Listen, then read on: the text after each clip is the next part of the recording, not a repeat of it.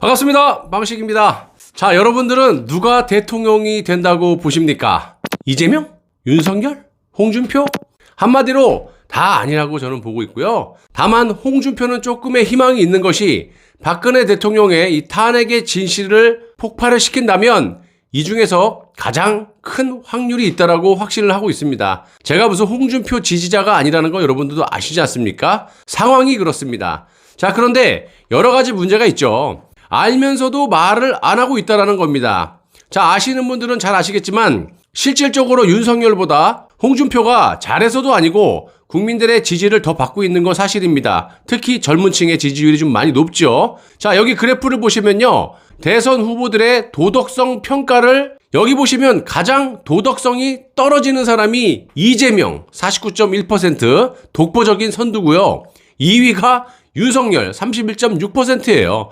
3위 홍준표하고도 엄청나게 차이가 나죠. 이게 지지율하고 반대예요, 반대. 홀딱 뒤집어졌어. 자, 이런 자들이 대선 후보 지지율 1, 2위를 하고 있다라는 겁니다. 자, 보세요. 문제는 이거예요. 이재명도 이낙연과 경선을 보시면 막판에서 수도권에 이 이낙연이 60%대, 이재명이 20%대로 완전히 뒤집혔죠. 이거 역대 이런 적이 없었습니다. 최초고요. 이거는 대다수의 정상적인 국민들이 이제는 이재명이 이런 놈이구나. 그러다 보니까 막판에 이렇게 엄청나게 60대 20으로 그냥 확 벌어진 건데, 자, 지금 문제는 민주당도 아니고 국민의힘이에요. 이 국민의힘 당원을 한번 보십시오. 특히 탄핵당인 이 국민의힘 같은 경우는요, 간첩반, 탄핵 세력 반이다 보니까 지는 것을 알면서도 밀 수밖에 없다라는 겁니다. 윤석열이 아닌 다른 후보가 됐을 때 후환이 두렵기 때문에 정계를 떠나야 한다라는 괴상한 생각들을 갖고 있기 때문에 적극적으로 윤석열이 안 되는 거 알면서도 밀고 있다라는 거예요. 지들만 밀면 되지 무지한 이 우파 국민들을 또 싹 다 선동질을 해가지고 지금 역대 이런 일이 없었을 만큼 50대, 60대, 70대에서 자, 이 우파도 아닌 것이 기어들어와갖고 문재인의 하명을 받고 지금 간첩질을 하고 있는데 그 자를 밀고 있다라는 겁니다. 아니, 대선에 적들에게 승리를 해서 정권 교체를 하려고 될 만한 사람을 후보로 선출해야 되는 거 아닙니까? 그래서 경선을 하는 거 아니에요? 그런데 국민들의 반응은 아니라고 하는데 당내 경선에서는 이런 범죄자를 밀고 있다라는 거예요. 자, 이 모든 것들이 문재인이 내각제를 하기 위해서 컨트롤을 하는 것도 있지만 탄핵당의 당원들이 자기들만 살아보겠다라고 경선 자체를 완전히 지들 마음대로 하고 있다라는 겁니다. 물론 뒷부분에 말씀을 드리겠지만 이 당원들도 어쩔 수 없이 지지를 하는 그런 것도 있을 겁니다. 그리고 변수는 26만 당원이었나요? 근데 거의 20만 이상이 또 들어왔는데 이게 다 20, 30대 젊은 층의 당원들이 새로 입당을 했기 때문에 객관적으로 봤을 때 20대, 30대에서 홍준표를 많이 지지를 하고 있죠. 윤석열은 완전 비호감이죠. 10배 이상 차이가 나요. 지지를 전혀 안 하고 온리 50대, 60대, 70대 지지율만 먹고 살고 있어요. 그래서 앞으로 이것도 조금 눈여겨봐야 될 것 같고요. 쉽게 말씀을 드리면 국민들의 투표에 의해서 대통령이 선출이 돼야 되는데 지금 상황을 보시면 완전히 비정상이에요.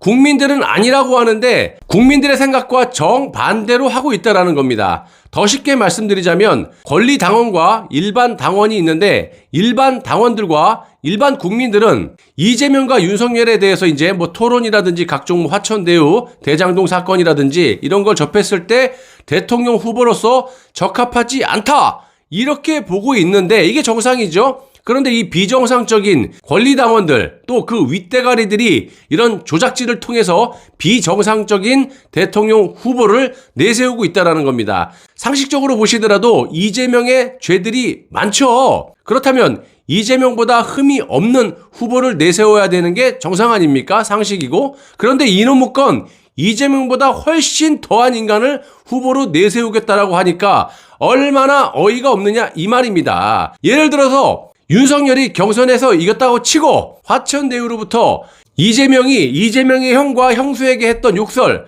대장동 주민들에게 폭력행위, 또 FC 성남 뇌물수수 의혹, 여배우, 점재명 등등등 이런 걸 비판을 하려면 이재명보다 좀 나아야 되는 거 아닙니까? 그게 상식이죠. 이재명보다 조금 덜 해야 공격을 할 수 있는 거 아니겠습니까? 서로 간에 공방하다가 언젠간 끝을 볼 거 아닙니까? 흠이 없는 사람이 이기게 되는 거예요. 그런데 이재명보다 훨씬 더한 놈을 골라서 후보로 내세운다는 게 이게 말이나 되느냐 이 말입니다.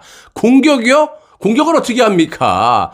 더 나가서 이재명 측은 윤석열의 그 많은 흠 중에 아무거나 하나 그냥 꺼집어내갖고 터뜨리더라도 대장동 사건의 물타기용으로도 충분히 활용을 할 수 있다라는 거예요. 한마디로 윤석열로는 절대로 대선을 할 수가 없다. 이건 제 생각뿐만이 아니라 정치권의 정상적인 사람들은 죄다 이런 분석들을 하고 있습니다.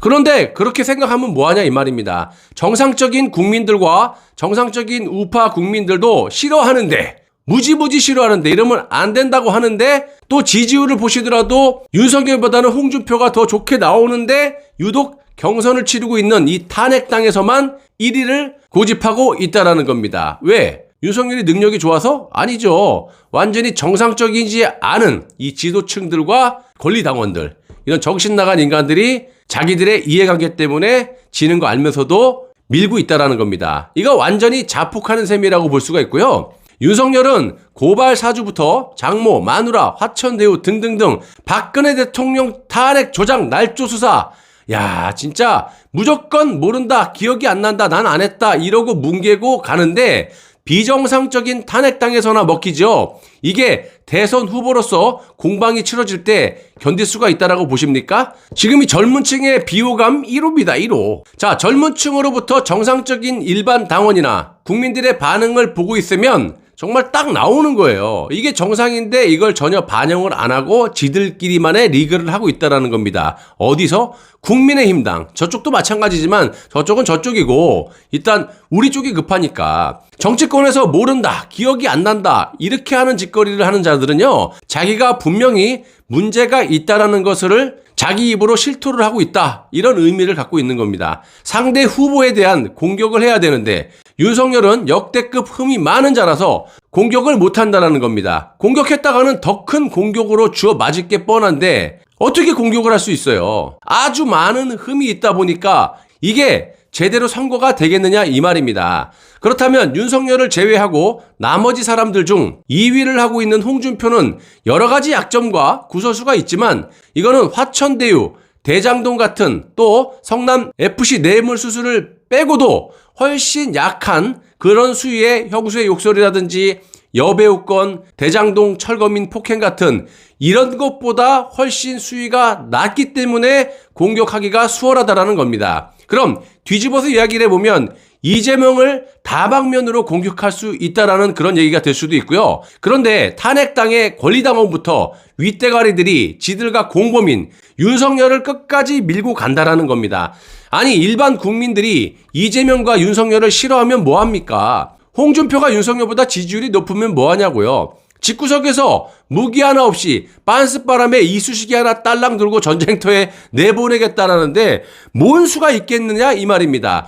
그래서 여러분들이 진심으로 이 나라를 위해서 또 여러분들의 가족을 위해서 문재인을 감옥에 보내고 정상적인 정권 교체를 원하신다면 지금이라도 국민의힘 이 탄핵당에 항의를 강력하게 하셔서 윤석열을 내치라고 하셔야 된다는 겁니다. 잘못이 없는데, 흠이 없는데 제가 이런다면 잘못된 거지만 이거는 얼마든지 우리가 팩트로 조질 수 있는 증거, 정황, 무슨 너무나 많아요. 또 저뿐만이 아니라 전문가들 다 그렇게 분석을 하고 있고요.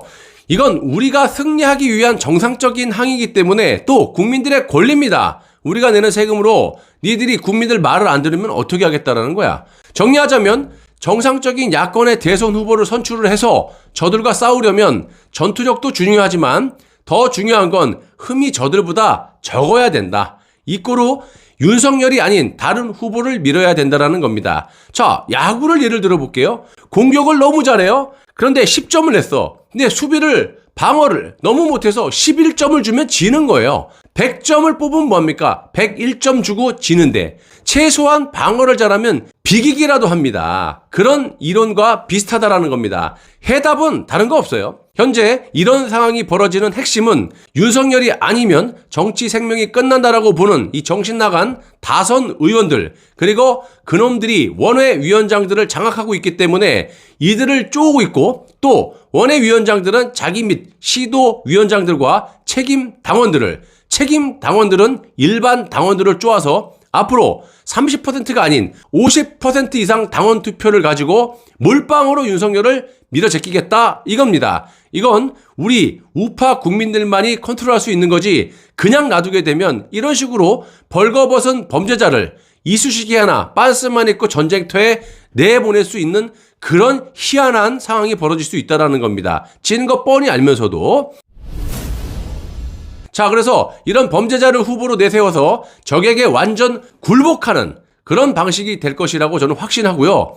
2위를 달리고 있는 홍준표 의원과 다른 후보들은 최소한 화천대유로 윤석열을 까는 척 그만하시고 본질적인 윤석열의 문제, 그러니까 탄핵의 진실을 폭발시켜서 윤석열을 비롯해서 문재인 정권의 잘못된 점들, 그리고 종북 좌파의 실체, 민주노총의 실체를 전 국민이 아실 수 있게 해야지만 이번 대선에서 승리할 수 있다고 봅니다. 가장 가까운 예는 LH 사건을 보십시오. 오세훈, 박형준이 능력이 좋아서 비리가 없어서 당선이 됐습니까? 빗자루를 꼽아놔도 국민들이 투표를 한다라는 겁니다. 찍는다라는 얘기예요. 하물며 이 박근혜 대통령 탄핵의 진실을 알게 되면 야, 이거 뭐 나라가 뒤집히죠. 이거는 빗자락을 꼽아놔도 정상적인 정권 교체가 되고 저들은 그냥 자진해서 땅바닥에 알아서 기어 들어갈 수 있는 그런 강력한 무기가 바로 탄핵의 진실이라는 겁니다. 꼭 그렇게 해야지만 당내 당원들도 국민들의 여론이 무서워서라도